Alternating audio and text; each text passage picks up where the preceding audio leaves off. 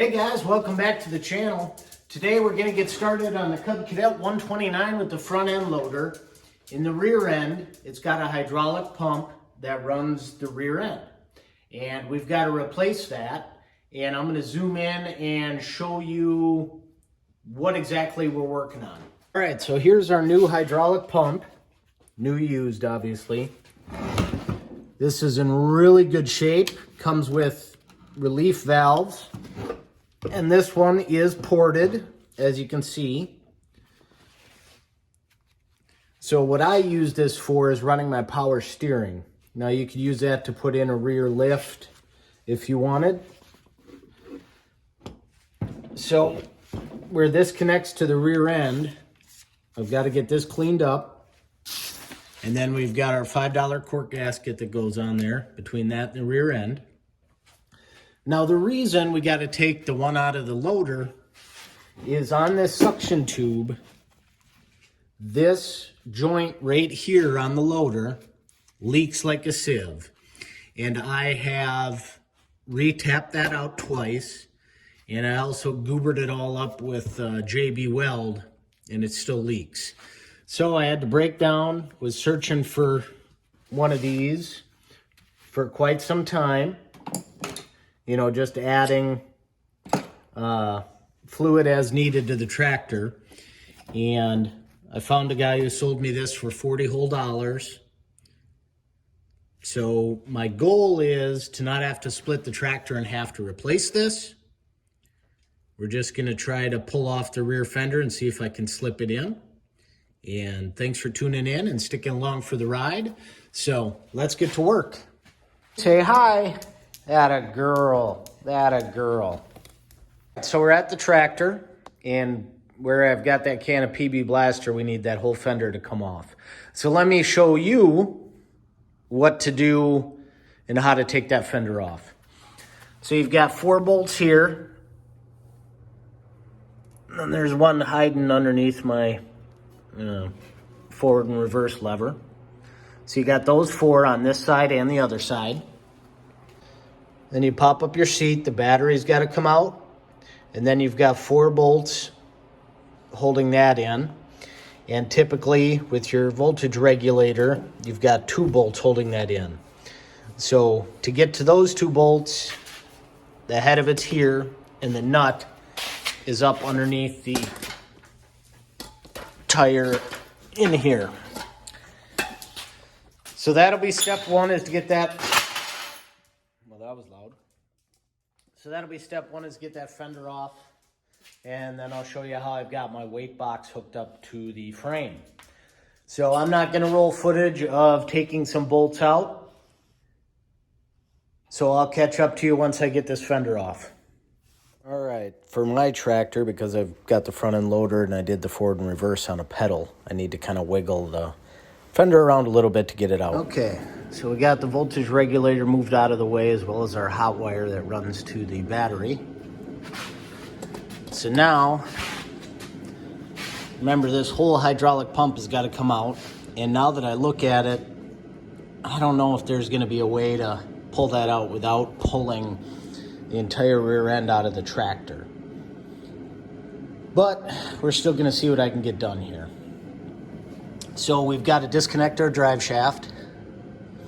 We've got to disconnect our hydraulic lines from the pump that run up to support our power steering. We've got to disengage the brake lever there. And there's a spring right there that comes out. And then we have got 2 attachments here, here and here. Both of those have to come out. So I'm going to see how good I am at running video while I show you how those come out, and we'll see what happens. Okay, so got the hydraulic lines disconnected. We got the drive axle out. So now I'm going to work on this brake lever, and I think you can see that. Yep. So this spring here comes out, and then that'll come off. So here we are.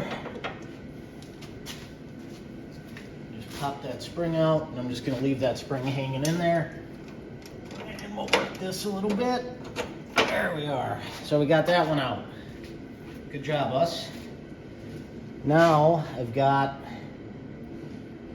the throttle control, which is up here, and that's actually just a nut. So I got to figure that out, size of the nut. We'll drop that throttle control, and that'll leave us with this other thing, which I believe is for the brake. You know, I mean, what do I know?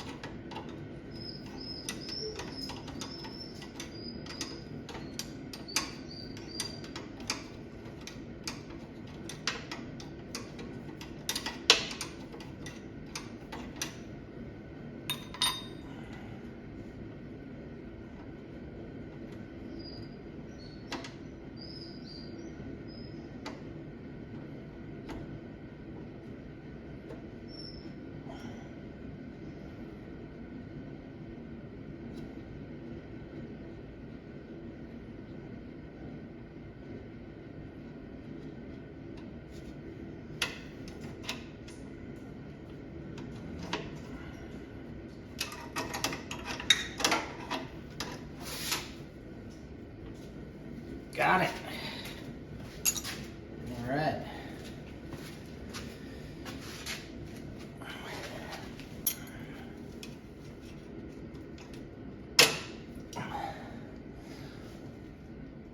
That.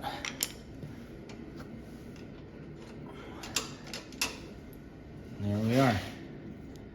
So that just went in there. Put that back in so we don't lose that. Okay. All right, now that's all disconnected. Now, we're gonna try to disconnect this pump from the rear end. And we're gonna see if there's enough room to work in there. And go from there, I guess.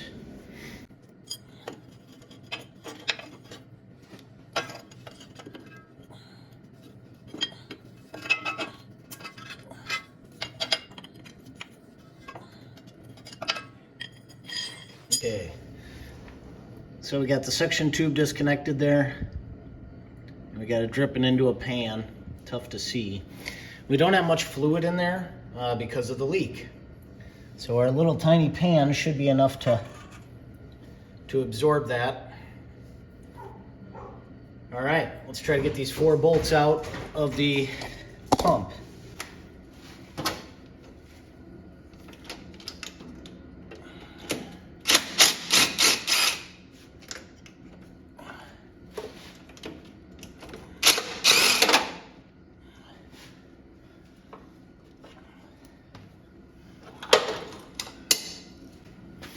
All right, so we got that out, and as you can see, there's considerable wear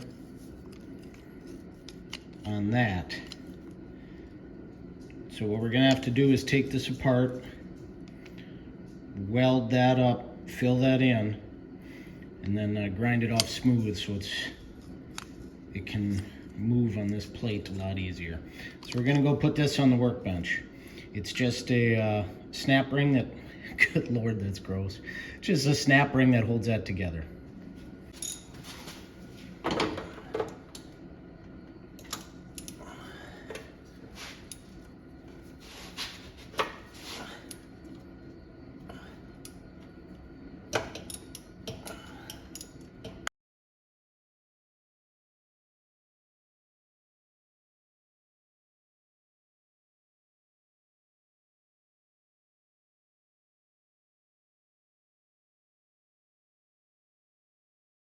The lever for the brake is in my way to get the 2 bolts out that are holding the pump in. So I disconnected one of them. Disconnected this.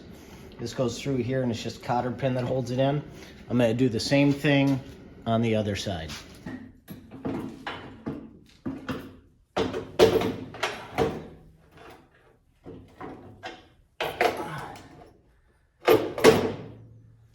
Oh, whew. Okay. I'll be honest with you, I'm a little bit surprised that worked. Okay. So, as you can tell, we have completely goobered this up. Right here. And it still leaks. So, I've tapped this out twice. And then I put a bunch of JB Weld and some, I don't know what else I sprayed on there. But it still leaks, so that's why we got the other one to put in.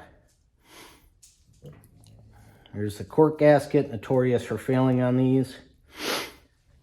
Of course, after like 50 years of being on there, so this one's relatively new. We'll move this out of our way. And then we'll head over to the workbench because we've got to clean up a little bit of the new one, and I'll kind of show you what we're going to work on there. So I start working this with my snap ring pliers, and the holes are too small on the snap ring, so I end up just switching to needle nose pliers and a couple screwdrivers. Once I got that popped off, then we realized how wore down and bad this was, so I ended up just grabbing a new grade 8 bolt, welding that in there, cutting it to fit, grinding it smooth so it works in that situation. Anyway, we're going to wrap up the video now. It's getting too long. So we're going to do a part 2 when we reinstall the new hydraulic pump into this. So thanks for sticking around with us today. Hopefully you learned something. I know I learned a lot, and we'll see you next video.